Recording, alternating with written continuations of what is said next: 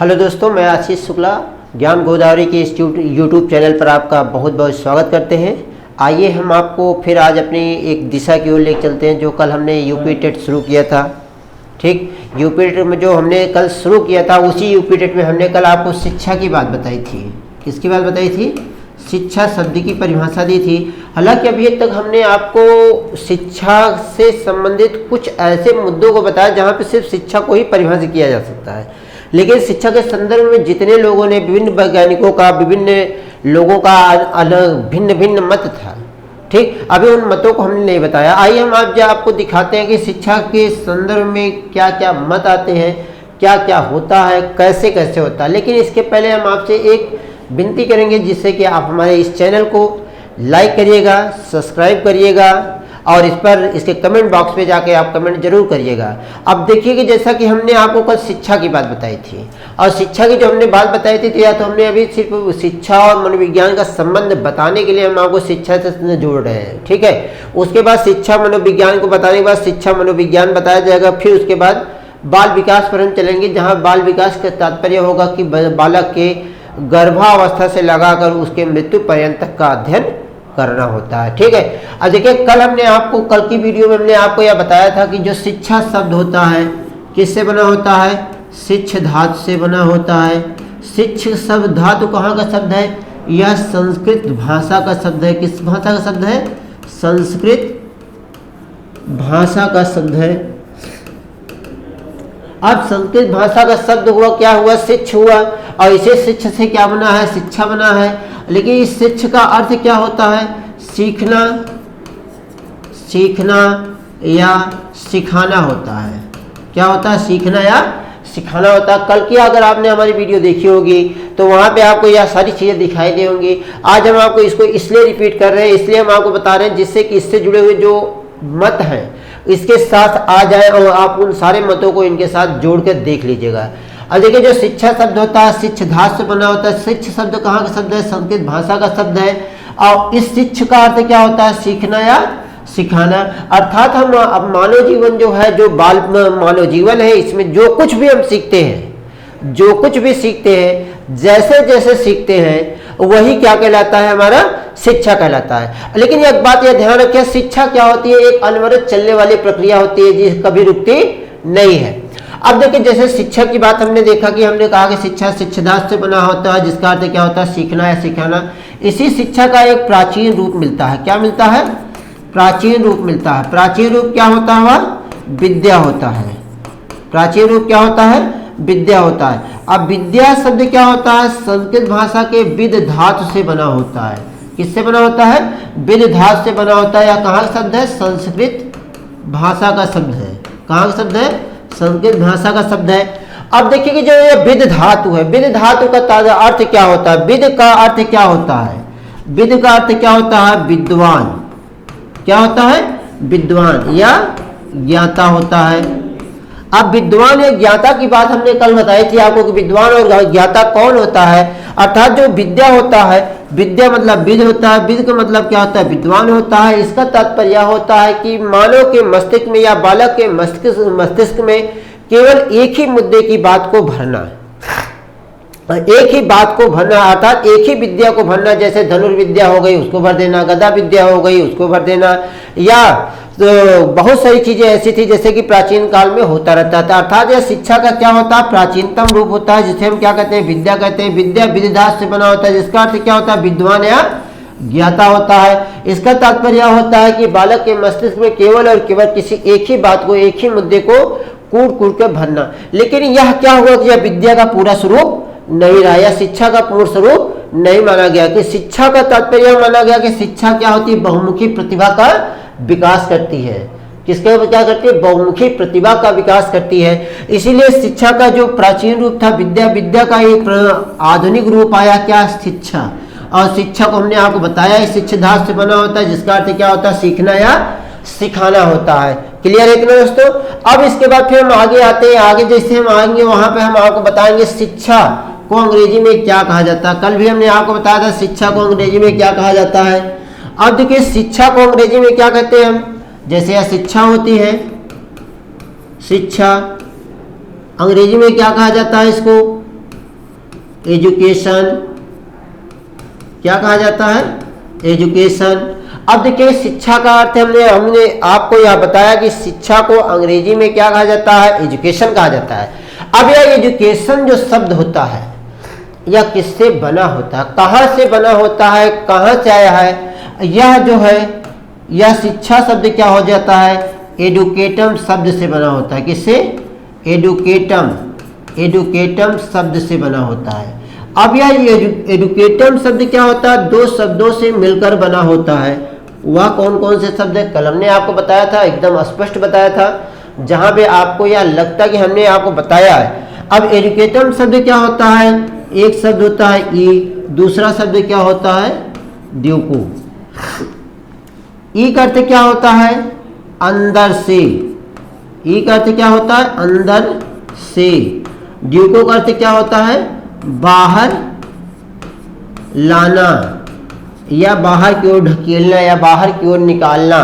तो यह क्या कहता है? अब देखिए जैसे हमने आपसे कहा कि अंदर से बाहर लाना, जब हम अंदर से बाहर लाते हैं तो वही स्वरूप क्या कहलाता है? हमारा शिक्षा कहलाती है, एजुकेशन कहलाता है। अगर किसी चीज को हम बालक के मस्तिष्क से, बालक के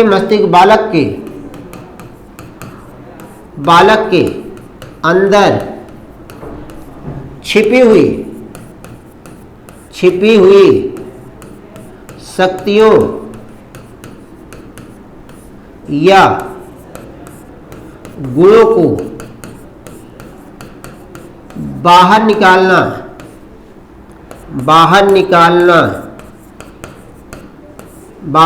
ही क्या कहलाता है? बाहर निकालना ही शिक्षा कहलाती है। क्या कहलाती है? शिक्षा कहलाती है। अब देखिएगा हमने आपको यहाँ पे बताया कि बालक के अंदर छिपी हुई शक्तियों एवं गुणों को बाहर निकालना क्या कहलाता है? शिक्षा कहलाता है। अब देखिए कि बात यहाँ पे एक फंस जाती है कि हमने आपको यहाँ पे बताया शक्ति एवं गुण, दो शब्द बताया। यह शक्ति और गुण क्या होते हैं? अर्थात मनोविज्ञान के साथ आप यह ध्यान रखिएगा, बाल विकास मनोविज्ञान के साथ एक बात को आप अच्छे से ध्यान रखिएगा, यहाँ के शब्दों को जरूर पकड़िएगा। अगर आप यहाँ के शब्दों को नहीं पकड़ पाते हैं तो वहां पे जान लीजिएगा कि आप घबरा जाएंगे, रास्ते में गिर जाएंगे। ठीक, हम आपको एक नई ऊर्जा के साथ आपको पढ़ा रहे हैं। जैसा कि आप ये जानते हैं ना कि अभी तक कुछ समय पहले से पढ़ाई ठप थी, लेकिन यूट्यूब के माध्यम से, ऑनलाइन पोर्टल के माध्यम से आप लोगों को सारी शिक्षाएं मिल रही थी। तो उसी तरह से आज आपके लिए हम जो यूपी टेट का सिलेबस लेके आए मनोविज्ञान का या बाल विकास का, तो हम आपको बाल विकास जो पढ़ा रहे हैं इसको आप ध्यानपूर्वक पढ़िएगा और अच्छे से पढ़िए और हमारे इस चैनल के साथ जुड़िए। जितना आप जुड़ेंगे, हमने आपको बताया था कि उत्तेजना होती है एक, उत्तेजना कहाँ से आती है? जैसे कि मनोविज्ञान उद्दीपक और अनुक्रिया पर ही संबंधित होता है। तो हमें जो उत्तेजना मिलेगी वह कहाँ मिलेगी? आपसे मिलेगी। जितना आप लाइक करेंगे, कमेंट करेंगे, शेयर करेंगे, उतना ही मुझे क्या होगी? एक एनर्जी मिलेगी और उतनी ही एनर्जी के साथ हम पढ़ाएंगे। कल हमने आपको यह बताया। अब देखिए जैसे कि यहाँ पे हमने आपको कहा शक्तियों एवं गुणों की बात कही। शक्ति एवं गुण क्या होते हैं? अर्थात बालक के अंदर छिपे होते हैं। कौन कौन से? ज्ञानात्मक पक्ष भी होता है, भावात्मक पक्ष भी होता है, सामाजिक पक्ष भी होता है। ठीक, चरित्रों का निर्माण भी होता है। यह सब क्या हो जाता है? वह सब अंदर छिपे होते हैं, उन सब का क्या करना है? बाहर निकालना ही शिक्षा कहलाता है। लेकिन तो उनके बालक के अंदर छिपी हुई शक्तियों और गुणों को निकालना शिक्षा कहलाता है। लेकिन यह शिक्षा का पूर्ण स्वरूप नहीं होता है, शिक्षा का पूर्ण स्वरूप नहीं होता है। इसके लिए एक शब्द का प्रयोग किया गया था कि इसके लिए, जैसे कि हम आपको यह बता देते हैं कि सब कुछ बाहर निकाला ही नहीं जाता, बहुत सारी ऐसी भी शक्तियां होती है जो अंदर की ओर भी लाया जाता है। अंदर की ओर कहाँ से लाया जाता है? अंदर की ओर हम लाते हैं कहाँ से? बाहर से अंदर की ओर लाते हैं। बाहर कहाँ? अर्थात जो हमारे पर्यावरण है, हमारा जो समाज है, जो हमारी सामाजिकता है, जो हमारी अनुमानसिकता है, जो हमारा क्लाइमेट है, उन सभी चीजों से हम कुछ ना कुछ हमेशा सीखते रहते हैं। उसको हम क्या करते हैं? अपने ओर, अंदर की ओर लेके आते हैं। कल हमने आपको बताया था, उसके लिए एक शब्द का प्रयोग किया जाता है। वो शब्द क्या होता है? एडुकेयर। एडुकेयर का अर्थ क्या होता है? बाहर से अंदर की ओर लाना। अब जब किसी चीज को हम बाहर से अंदर की ओर लेके आएंगे, वह भी हमारा क्या कहलाएगा? क्या कहलाएगा? शिक्षा कहलाएगी। अब ध्यान यह रखिएगा, एडुकेयर शब्द और एडुकेटम शब्द, यह दोनों शब्द कहाँ के शब्द हैं? यह दोनों शब्द लैटिन भाषा के शब्द हैं। किस भाषा के शब्द हैं? लैटिन भाषा के शब्द हैं। और यह दोनों शब्द एक दूसरे के पूरक होते हैं, पूरक होते हैं या समानार्थी होते हैं। क्या होते हैं? पूरक होते हैं या समानार्थिक होते हैं, समानार्थी होते हैं। तो इस तरह से कल हमने आपको यह इतनी सारी चीजें बताई थी। और एक बात और हम आपको बता देते हैं, शिक्षा क्या होती है? एक अनवरत चलने वाली प्रक्रिया होती है। शिक्षा क्या होती है? एक अनवरत चलने वाली प्रक्रिया होती है जो जीवन पर्यंत आपके साथ चलती रहती है। अर्थात जब से आपका जन्म होता है उस समय से शुरू होकर आपके मृत्यु पर्यंत तक शिक्षा आपके साथ चलती रहती है। जहाँ शिक्षा हो, इसी बाल विकास में एक अधिगम आप चैप्टर पढ़ेंगे। तो शिक्षा और अधिगम क्या होता है? एक दूसरे के साथ साथ ही चलते हैं, क्योंकि शिक्षा भी अनवरत चलने वाली प्रक्रिया है और अधिगम भी अनवरत चलने वाली प्रक्रिया है। हालांकि जब अधिगम की बात की जाएगी तो वहां पे आपको अधिगम बताया जाएगा। अब देखिए, जैसा कि हमने आपको यहाँ शिक्षा शब्द को परिभाषित किया और यह भी हम आपको बता देते हैं कि शिक्षा क्या होती है? अनवरत चलने वाली प्रक्रिया होती है। शिक्षा क्या है? शिक्षा क्या है? अनवरत चलने वाली प्रक्रिया है। अनवरत चलने वाली क्या है? एक प्रक्रिया है।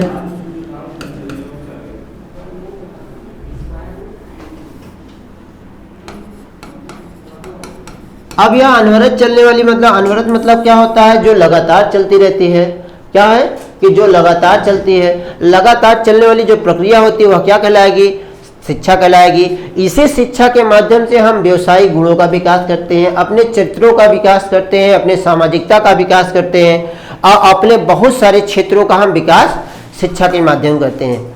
जैसा कि अगर आपको हम यह बताएं कि जिस समय जो शिक्षा चल रही है उस शिक्षा में हम व्यवसायिक भी गुण सीखते हैं, चारित्रिक भी गुण सीखते हैं, पर्यावरण का भी गुण सीखते हैं, हमारा जो इतिहास भूगोल विज्ञान है उसको भी हम सीखते हैं, गणित भी सीखते हैं, अंग्रेजी भी सीखते हैं, हिंदी भी सीखते हैं, संस्कृत भी सीखते हैं। अर्थात ये शिक्षा के माध्यम से हम सारी चीज़ों को जानते हैं और उन सभी चीज़ों को अपने साथ जोड़ते हैं। जो चीज़ अच्छी लगती है उसे हम क्या करते हैं? ग्रहण करते हैं। और कुछ ऐसी भी चीज़ें होती है जो हमारे अंदर दबी होती हैं, उन सभी चीज़ों को हम क्या करते हैं?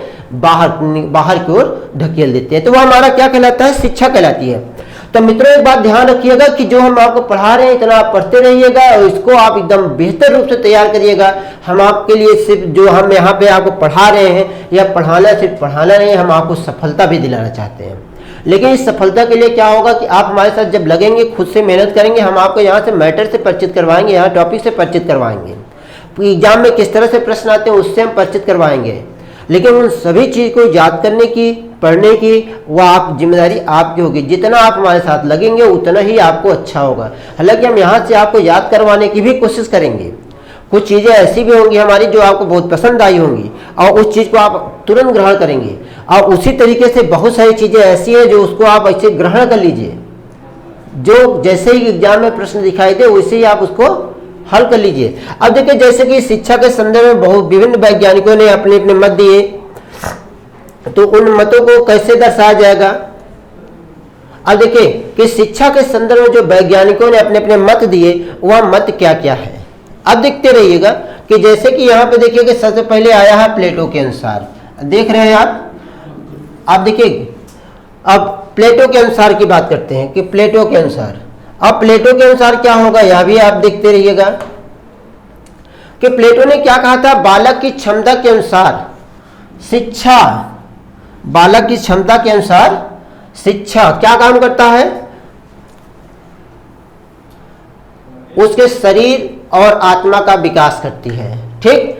अब देखिए, बालक की शिक्षा के अनुसार शरीर, बालक की क्षमता के अनुसार शिक्षा क्या काम करती है? उसके शरीर, अब देखिए ध्यान दीजिएगा, शरीर और आत्मा का विकास करती है। अब दो चीजें आई है, शरीर और आत्मा। आत्मा क्या है, शरीर क्या है? आत्मा तो शरीर में ही निवास करेगी ना, कि कहीं बाहर करेगी? हम हैं यहाँ पर, हमारी आत्मा सामने थोड़ी है, हमारे अंदर निवास कर रही है ना। अब यह आत्मा क्या होती है? अंतः मन की स्थितियों के साथ दबी होती है। उसमें बहुत से चेतन, अचेतन, अर्धचेतन तीनों मन होते हैं। उन सभी तीनों मनों को मिलाकर जब हम इकट्ठा उछाल देते हैं तो वही हमारे क्या कहलाती है? शिक्षा कहलाती है। उसी से हमारा क्या होता है? विकास होता है, जिससे हम उत्तेजित होकर किसी कार्य को करने की चेष्टा करते हैं। अब देखिए यह है तो प्लेटो के अनुसार हुआ। उसके बाद देखिए कि रूसो के अनुसार भी एक विचार आया है। रूसो के अनुसार क्या हुआ है कि रूसो को आप देखिए, रूसों के अनुसार, रूसों ने क्या कहा है, शिक्षा को विचारशील, संतुलित, उपयोगी एवं प्राकृतिक जीवन के विकास की प्रक्रिया माना जाता है। क्या माना जाता है, शिक्षा को विचारशील, संतुलित, उपयोगी एवं प्राकृतिक जीवन के विकास की प्रक्रिया माना जाता है। क्लियर है। अब देखिए विचारशील अर्थात जो हम विचार करते हैं, संतुलित मतलब हम अपने आप को सही सलामत अपने विचार अनुसार, अपने स्वेच्छा अनुसार, अपने अच्छे के लिए हम आगे बढ़ते हैं। अब उसके बाद फिर देखिए उपयोगी भी है, क्योंकि हमारे जीवन में हम अगर शिक्षित नहीं है तो हमारा जीवन उपयोगी नहीं है इस समय में। अब प्राकृतिक जीवन की बात कही गई थी, प्राकृतिक जीवन के विकास की प्रक्रिया माना जाता है। प्राकृतिक जीवन मतलब जैसे अभी हम रह रहे हैं, खा रहे हैं, चल रहे हैं, पी रहे हैं, हमें क्या खाना है, क्या पसंद है, अब इस सारी चीज़ के क्या हमारी प्राकृतिक पर्यावरण क्या हो, हमारे स्वाभाविक यानी हमारे विचारों से ही तो आप जान सकते हैं ना। तो अब इसके बाद फिर देखिए, जैसे कि इसके बाद फिर फ्रॉबेल ने अपना दिया था मत। अब देखिए जो फ्रॉबेल ने अपना मत दिया था, फ्रॉबेल ने मत अपना क्या दिया था, यह देखते हैं कि शिक्षा एक प्रक्रिया है। शिक्षा क्या है, एक प्रक्रिया है। यह प्रक्रिया क्या है, जिसके द्वारा बालक अपनी आंतरिक शक्तियों को बाहर की ओर करता है। क्या करता है, ध्यान दीजिएगा। अब यहीं से एक प्रश्न आपको बन सकता है कि आंतरिक शक्तियों को क्या करता है, बाहर की ओर करता है। किसके माध्यम से करता है, शिक्षा के माध्यम से करता है। किसके माध्यम से करता है, शिक्षा के माध्यम से करता है। अब वह शिक्षा के माध्यम से कैसे करेगा, यह भी आप देखिएगा कि देखिए अब इसमें देखिए कि देखिए शिक्षा के माध्यम आंतरिक शक्तियों को क्या करता है, बाहर की ओर वह कर लेता है। किसके माध्यम से करता है, शिक्षा के माध्यम से करता है। शिक्षा क्या है, एक प्रक्रिया है, और इसी प्रक्रिया के माध्यम से क्या करता है बालक, अपनी आंतरिक शक्तियों को, जैसे कि अभी हमने आपको शिक्षा को परिभाषित किया था वही चीज। ठीक। अब इसके बाद फिर हम अगला देखते हैं। अगले में क्या आता है, देखिए मैकेंजी आते हैं। मैकेंजी ने भी क्या कहा, शिक्षा को परिभाषित किया। और वह कैसे परिभाषित किया, मैकेंजी ने कहा व्यापक अर्थ में, व्यापक अर्थात शिक्षा के जब दो अर्थ आपको मिलेंगे, एक संकुचित अर्थ मिलेगा, दूसरा व्यापक अर्थ मिलेगा। अभी तुमने आपको नहीं बताया, व्यापक अर्थ में क्या होता है, शिक्षा जीवन भर चलने वाली एक प्रक्रिया है। क्या है, शिक्षा जीवन भर चलने वाली प्रक्रिया है, और जिसके द्वारा व्यक्ति के व्यवहार में क्या होता है, निरंतर परिवर्तन एवं परिमार्जन होता है। निरंतर परिवर्तन, यहाँ पे परिवर्तन शब्द आना चाहिए, परिवर्तन एवं परिमार्जन होता है। ठीक। अर्थात कि जो शिक्षा होती है वह जीवन भर चलने वाली प्रक्रिया होती है। जिस तरह से जैसे जैसे हम शिक्षित होते हैं उसी तरीके से हम क्या करते हैं, अपने अपने व्यवहार में क्या करते हैं, धीरे धीरे करके परिवर्तन करते हैं। जैसे कि जब हम हाई स्कूल में पढ़ रहे थे तब हमें बहुत ज़्यादा ज्ञान नहीं था, जैसे हम इंटर में गए थोड़ा सा और बढ़ गया, फिर हम ग्रेजुएशन किया और बढ़ गया। तो क्या हुआ, यह शिक्षा है ना जो हमारे साथ चल रही है। और जैसे जैसे हम बड़ी बड़ी कक्षाओं में गए वैसे हमारे उठने बैठने बोलने चालने, ठीक, सुनने पढ़ने हर एक चीज़ के तरीके क्या हुए, बदल गए, परिवर्तित हो गए। तो वही क्या कहलाती है, हमारी शिक्षा कहलाती है। अब इसके बाद फिर क्या हुआ, अब इसके बाद फिर देखिए क्या होता है, गीता में, श्रीमद् भगवत गीता, ठीक, श्रीमद् भगवत गीता में भी क्या किया गया था, शिक्षा को परिभाषित किया गया था। उसमें शिक्षा को किस तरह से परिभाषित किया गया था, यह देखिएगा। आत्मज्ञान कहा गया, क्या, आत्मज्ञान एवं विराट पुरुष का ज्ञान कराना ही क्या कहलाता है, शिक्षा कहलाता है। तो यह गीता की बात कही जा रही है, भागवत गीता की बात कही जा रही है। अब भागवत गीता में क्या कहा गया कि आत्मज्ञान विराट पुरुष का ज्ञान कराना ही क्या कहलाता है, शिक्षा कहलाता है। जैसे आप कभी संकट की घड़ी में फंसे रहे तो उसमें बहुत सारे लोग कहते हैं कि देखिए भगवान कृष्ण भी तो संकट में फंसे थे, भगवान राम भी तो फंसे थे, भगवान राम के भाई थे लक्ष्मण, वो भी तो मूर्छित पड़े थे, क्या भगवान राम उस समय नहीं तड़प रहे थे। तो अर्थात क्या किया जाता है, उस समय हम लोगों को एक उदाहरण देकर क्या किया जाता है, हम लोगों के अंदर एक चेतनात्मक अवस्था भरी जाती है। अर्थात हम लोगों के अंदर एक चेतना भरी जाती है कि आप जिससे कि चेतन मन के साथ रहें। आप जब चेतन मन के साथ रहेंगे तब तो आप अपनी मुश्किलों का सामना कर पाएंगे। अपनी मुश्किलों का सामना जब करेंगे तभी तो आपकी समस्या का हल निकलेगा, तभी आपकी समस्या का हल क्या होगा, निकलेगा। ठीक। अब देखिए कि इसके बाद फिर जैसे कि हम आते हैं किसके अनुसार, एडम्स के अनुसार। और पर जाना है, ऐसे रहने दीजिए, मार के चलेगा ना। अब देखिए कि एडम्स के अनुसार, एडम्स के अनुसार क्या होता है, शिक्षा क्या है, एक द्विमुखी प्रक्रिया है। क्या है, शिक्षा क्या है, एक द्विमुखी प्रक्रिया है। और वह जो द्विमुखी प्रक्रिया है, तो यह द्विमुखी की बात कही गई। द्विमुखी मतलब क्या होता है कि जब एडम्स ने बताया था, एडम्स ने क्या कहा था, शिक्षा द्विमुखी प्रक्रिया है। इस द्विमुखी प्रक्रिया में कौन कौन होगा, शिक्षक होगा और कौन होगा, शिक्षार्थी होगा। अब शिक्षक और शिक्षार्थी के बीच में जो प्रक्रिया चलेगी, यह तो पूरी मानक होगी नहीं, पूरी मानक प्रक्रिया नहीं होगी, क्योंकि शिक्षक होगा, शिक्षार्थी होगा, हम हैं, आप हैं, लेकिन हम लोगों को उद्देश्य नहीं है। ठीक, हम लोगों का उद्देश्य कौन निर्धारित करता है, हमारा, और हमारा क्या काम करता है, पाठ्यक्रम जो होता है, हम दोनों के बीच का एक उद्देश्य निर्धारित करता है। तो जैसे कि उसी के नीचे देखिए जॉन डीवी ने क्या बताया था, जॉन डीवी ने कहा था शिक्षा त्रिमुखी प्रक्रिया है। शिक्षा क्या है, त्रिमुखी प्रक्रिया है। ठीक, अब यह त्रिमुखी की बात कही गई, तो त्रिमुखी मतलब क्या क्या हो गया, अब त्रिमुखी का मतलब क्या हुआ, त्रिमुखी का मतलब क्या हुआ, देखिए त्रिमुखी का मतलब क्या होता है, एक पाठ्यक्रम होता है, सॉरी और छोटा, त्रिमुखी प्रक्रिया का मतलब क्या होता है, जहां पर एक पाठ्यक्रम होता है, तो पाठ्यक्रम होता है और उसमें कौन होता है, शिक्षक होता है, और कौन होता है, शिक्षार्थी होता है। ठीक, कौन कौन होता है, एक पाठ्यक्रम होता है, इसी पाठ्यक्रम से जुड़ा कौन कौन होता है, शिक्षक होता है और शिक्षार्थी होता है। अब देखिए बात आती है पाठ्यक्रम को जुड़ा होता है।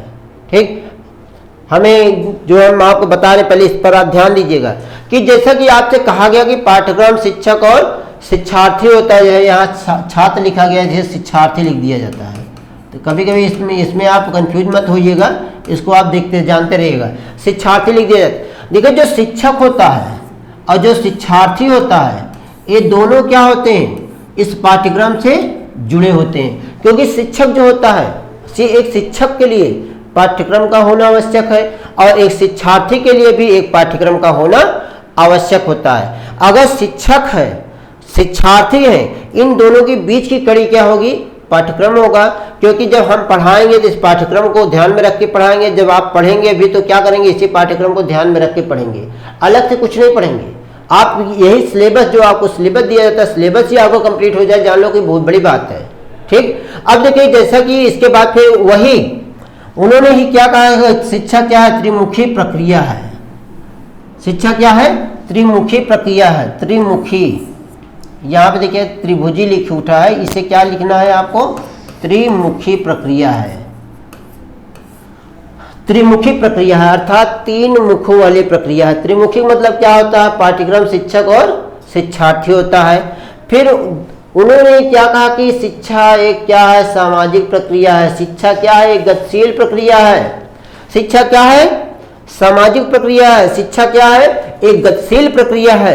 अर्थात अब देखिए सामाजिक प्रक्रिया और गतिशील प्रक्रिया क्या क्या है। सामाजिक प्रक्रिया का मतलब क्या होता है, समाज में जो रीतियां, रूढ़ियां, रिवाज हैं, जो हमारी सामाजिकता है, जो हमारे पास पड़ोस के लोग हैं उनके साथ हमारा क्या व्यवहार होता है, जो हमारे समाज के लोग हैं उनके साथ हमारा कैसा व्यवहार है, वहाँ पर कैसा चरित्रों का निर्माण है, कैसी हमारी बोलचाल है, कैसी हमारी भाषा है, किस तरह से वो लोग हमसे जुड़े हैं। आपने देखा होगा बहुत सारे लोग ऐसे भी होते हैं जो अपनी मीठी वाणी से ही दूसरे लोगों को आकर्षित करते हैं। कुछ लोग ऐसे भी होते हैं जो कितना भी मेहनत करें, कितना भी दूसरे के लिए करें, लेकिन क्या है, लोग उन्हें पसंद नहीं करते हैं। इतने बहुत सारे लोग मुझे इस समय देख रहे हैं, उसमें से बहुत सारे लोग ऐसे भी हैं जो कि दूसरे के लिए हमेशा कुछ ना कुछ करते रहते हैं, लेकिन जो दूसरे के लिए करते हैं वह व्यक्ति उनको तनिक भी उनकी प्रशंसा नहीं करता, तनिक भी उनके हितकर की बात नहीं करता है। लेकिन कुछ लोग ऐसे हैं किसी के लिए कुछ भी नहीं करते हैं, लेकिन उनकी क्या, उनका सामाजिकता उनकी बड़ी अच्छी होती है। बहुत सारे ऐसे भी पैसे वाले हैं जिनको जो बहुत क्रूर व्यक्ति हैं, लेकिन उनकी सामाजिकता क्या बहुत अच्छी है। लेकिन उसके बाद फिर क्या कहा गया, शिक्षा एक गतिशील प्रक्रिया अर्थात या क्या होती है, निरंतर चलती रहती है। निरंतर क्या होती है, चलती रहती है। ठीक, अब लगातार जो चलने वाली प्रक्रिया होती है वह क्या कहलाती है, गतिशील प्रक्रिया कहलाती है। ठीक, शिक्षा क्या है, गतिशील प्रक्रिया है। अब देखिए इसके बाद फिर छोटा कर दीजिए थोड़ा। अब देखिए इसके बाद फिर बात आती है रविन्द्रनाथ टैगोर की। अब यह रविन्द्रनाथ टैगोर क्या है कि यह आधुनिक समय की शिक्षा से जुड़े हुए हैं। ठीक है, क्योंकि जब शिक्षा और मनोविज्ञान जब दोनों जुड़ गया था, उसी समय शिक्षा के क्षेत्र में हलचल आ गया था। उसी समय क्या हुआ था, शिक्षा के क्षेत्र में हलचल आ गया था। और इसी में देखिए कि रविन्द्रनाथ टैगोर आगे क्या कह गए, और रविन्द्रनाथ टैगोर का क्या मत रहा इस शिक्षा के संदर्भ में। तो देखिए जो रविन्द्रनाथ टैगोर थे उन्होंने क्या कहा, शिक्षा वह है, क्या है, क्या है शिक्षा। उन्होंने कहा शिक्षा वह है जो जीवन की संपूर्ण सत्ता के में होना चाहिए, संपूर्ण सत्ता में समन्वय स्थापित करने की शक्ति देती है। बात है क्लियर, समझ में आया, कुछ नहीं आया। अर्थात शिक्षा वह क्षेत्र है, शिक्षा वह चीज है जो आपके आप जितना जीवन जिएंगे उस संपूर्ण जीवन में क्या करेगा, समन्वय स्थापित करने की क्या करेगा, एक शक्ति देता है। और उसी शक्ति के माध्यम से क्या होता है कि आप इस पर्यावरण में अन्य लोगों के साथ, चाहे आज भारत में रहे या कहीं बाहर जाए, वहां सबके साथ समन्वय स्थापित करते हैं, जिससे एक दूसरे के साथ आगे बढ़ते चले जाते हैं। ठीक, अब देखिए कि इसके बाद यह तो रविन्द्रनाथ टैगोर की बात हो गई। इसके बाद फिर देखिए, कि स्पेंसर आते हैं। इन स्पेंसर महोदय ने क्या कह दिया। अब देखिए हमारी बात आपको समझ में आ रही है, आप समझते रहिए। जहां पर भी आपको तनिक भी दिक्कत आएगी वहां पे आप हमारे कमेंट बॉक्स में जाकर कमेंट करिएगा और उस कमेंट में लिखिएगा सर यहाँ पे हमें यह समस्या आ रही है, यह चीज समझ में नहीं आया, यह चीज आप लिखिएगा तो उसका उत्तर रिप्लाई आपको मिलेगा। ठीक, अब देखिए कि जैसा कि स्पेंसर के अनुसार जो कहा गया कि शिक्षा के संदर्भ में स्पेंसर ने जो अपनी परिभाषा दी थी वह परिभाषा किस तरह से दी थी। अब देखिए कि उन्होंने क्या कहा था, शिक्षा का तात्पर्य अंतर्निहित शक्तियों एवं बाह्य जगत के मध्य समन्वय स्थापित करने से है। अर्थात बालक के अंदर जो अंतर्निहित शक्तियां होती है, अर्थात हमारे अंदर भी अभी बहुत सारी शक्तियां छिपी हुई है, लेकिन उसको निकालने वाला कोई मिल नहीं रहा है। उसको निकालेगा कौन, आप लोग निकालेंगे। जितना आप लोग लाइक करेंगे, कमेंट करेंगे, उतनी ही तेजी के साथ क्या होगी, अंतर्निहित शक्तियां हमारी क्या होगी, निकलेगी। और वह क्या होगी, आप क्या है, बाह्य जगत के हैं, और आपके साथ क्या होगा, हमारा एक समन्वय स्थापित होगा। और जब वह समन्वय स्थापित होगा तो वही से हम क्या करेंगे, इस शिक्षा को और बेहतर बनाने की कोशिश करेंगे। ठीक, अब आगे आते हैं। अब इसके बाद फिर देखिए कि जो हम शिक्षा का तात्पर्य अंतर्निहित शक्तियों एवं बाह्य जगत के मध्य समन्वय स्थापित करने से है। यह परिभाषा किसने दिया था, यह देखिए कि इस परिभाषा को किसने दिया था, स्पेंसर ने दिया था। क्लियर है। अब इसके बाद फिर हम आते हैं अपने स्वामी विवेकानंद के पास, जो बहुत बड़े विद्वान माने जाते हैं आज के समय में, पहले भी थे, आज भी है, आज भी इनको माना जाता है। तो स्वामी विवेकानंद ने क्या कहा, मनुष्य के अंतर्निहित पूर्णता की अभिव्यक्ति करना ही क्या कहलाता है, शिक्षा कहलाती है। अब देखिए अंतर्निहित अर्थात अंतर्मन में जो हमारी शक्तियां हैं, जो हमारी ताकत है, जो हमारी क्षमता है, उन सबको क्या करना है, उन सबको बाहर जब प्रकट किया जाएगा, उन सबको बाहर प्रकट करने की जो प्रकट किया जाएगा वह क्या कहलाएगा, शिक्षा कहलाएगी। ठीक, वह क्या कहलाएगा, शिक्षा कहलाएगा। अब देखिए कि इसके आगे हम आते हैं, यह सारी परिभाषा किससे संबंधित है, शिक्षा से संबंधित है। अब देखिए कि जैसे कि अब इसके बाद फ्रेडसन ने क्या कहा था, फ्रेडसन के अनुसार क्या हुआ था, आधुनिक शिक्षा का संबंध। अब देखिए बात एकदम स्पष्ट हो गई ना कि आधुनिक शिक्षा का संबंध व्यक्ति और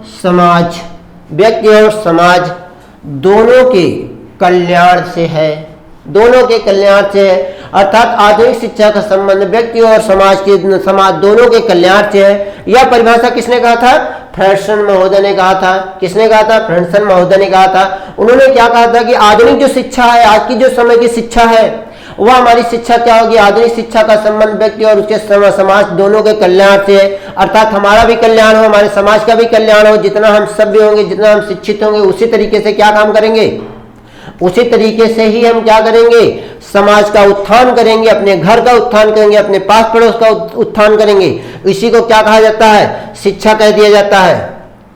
अब इसको जब शिक्षा कह दिया जाता है, इसके बाद फिर देखिए गांधी जी आ गए थे। गांधी जी ने क्या कहा था, गांधी जी ने क्या कहा कि देखिए गांधी जी ने कहा,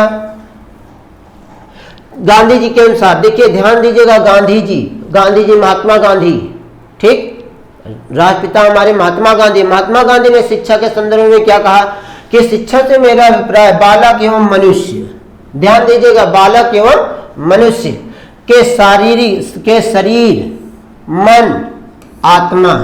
अब ये तीनों चीज आ गई ना, यहां पे क्या गया है, शरीर, मन और आत्मा। शरीर, मन और आत्मा में निहित सर्वोत्तम गुणों, क्या कहा गया, में निहित सर्वोत्तम गुणों के प्रकटीकरण से है। अब देखिए बात यहां पे फंस जाती है, परिभाषा समझ में आ रही ना आप लोगों को। अब देखिए यहाँ पे क्या कहा, गांधी के अनुसार, महात्मा गांधी के अनुसार, महात्मा गांधी ने अपना मत जो दिया शिक्षा के संदर्भ में, वो कैसा दिया कि शिक्षा से मेरा अभिप्राय बालक एवं मनुष्य, अर्थात बालक मतलब छोटे बच्चे, मनुष्य मतलब जो समझदार हो गए हैं उनसे, ठीक, मनुष्य के शरीर, मन, आत्मा में निहित सर्वोत्तम गुणों के प्रकटीकरण से है। अर्थात हमारे मन में, हमारे शरीर में जो गुण समाहित हैं, उन सभी गुणों को जब हम प्रकटीकरण करेंगे तो वही क्या कहलाएगा, शिक्षा कहलाएगा, ठीक। और शिक्षा जब इस तरह की शिक्षा होगी, अर्थात हम स्वतंत्र रूप से शिक्षा करेंगे ना, हम बंधे तो होंगे, क्योंकि हम जब बंधे हैं तो शिक्षा क्या है, संकुचित और व्यापक दोनों अर्थों में प्रयोग किया जाता है। अब इसके बाद फिर देखिए कि यह परिभाषा आपको क्लियर हुआ। उसके बाद फिर अरस्तु भी आ गए थे, अरस्तु आए थे। अरस्तु ने शिक्षा के संदर्भ में क्या कहा, यह परिभाषा तो बहुत ही प्रचलित परिभाषा है, कई बार एग्जाम में भी पूछी गई है और आज भी पूछा जा सकता है। आप पेपर उठा के देखिए, कई बार पूछा भी गया है। तो कि इसमें कहा, अरस्तु ने क्या कहा था, अरस्तु ने कहा स्वस्थ शरीर में स्वस्थ मन का निर्माण ही क्या कहलाता है, शिक्षा कहलाता है। अर्थात जब स्वस्थ होगी, शरीर हमारी स्वस्थ होगी, तो उसमें क्या होगा, स्वस्थ मस्तिष्क का निर्माण होगा। जब स्वस्थ मस्तिष्क का निर्माण होगा तो वही हमारा क्या कहलाएगा, शिक्षा कहलाएगा। अब देखिए दोस्तों, यह हमारा क्या रहा, यह आज हमारा आपको सिर्फ और सिर्फ शिक्षा से संबंधित वीडियो रहा। अब इसको आप देखिएगा, लाइक करिएगा। इसके बाद हम आपको यह बताएंगे शिक्षा के दो अर्थ होते हैं। इसके बाद हमारा टॉपिक होगा शिक्षा के दो अर्थ होते हैं, एक संकुचित शिक्षा होती है, दूसरा व्यापक शिक्षा होती है। लेकिन यह हमारा आप कल देखिएगा। आज की वीडियो में बस आपको मैं इतना ही दे सकता हूं। जहां पे आपको कोई समस्या हो, जहां पे आपको कोई दिक्कत हो, वहां आप हमें हमारे कमेंट बॉक्स में जाके जरूर कमेंट करिएगा। जो भी आपको समस्या होगी उस समस्या का निदान यहाँ से आपको दिया जाएगा। और आप एक बार इसको लग के पढ़िए, हम आपको इतना आपको या विश्वास दिलाते हैं कि आपको सफलता मिलेगी और निश्चित मिलेगी, क्योंकि आप तो इस भविष्य हो ना, अभी इस समय के क्या हो, निर्माता हो, समय के निर्माता हो। समय को साथ लेके चलिए। आज आपका समय है, आप समय के साथ मेहनत करिए। हमारे ज्ञान गोदावरी यूट्यूब चैनल से जुड़िए, जिससे कि हमें भी आप आगे बढ़ाइए और आप खुद भी आगे जाइए, ठीक। तब आज इसी के साथ इस शिक्षा की परिभाषा और विद्वानों के मतों के साथ हम आपको बहुत बहुत धन्यवाद देते हैं और हम आपसे अलविदा कहते हैं। धन्यवाद दोस्तों।